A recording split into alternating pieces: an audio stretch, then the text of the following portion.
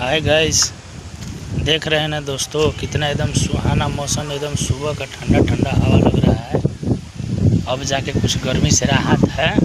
तो बहुत ज़्यादा गर्मी था, इतना गर्मी था कि एकदम त्रस्त मन था और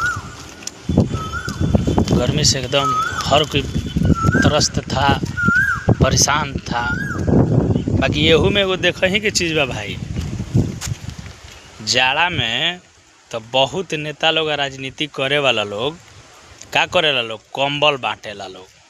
बाकी एह गर्मी में केहू के ईमान ना डोलल कि का बटाई का ना बटाई। तनी एह गर्मिया में कूलर और पंखा तनी बांटी लोग, तब न जानते जाए कि गरीब के मसीहा बा लोग। तो जाड़ा के दिन में 100 रुपये के 50 रुपये का कम्बल आवेला, गरीब में लागी लोग बांटे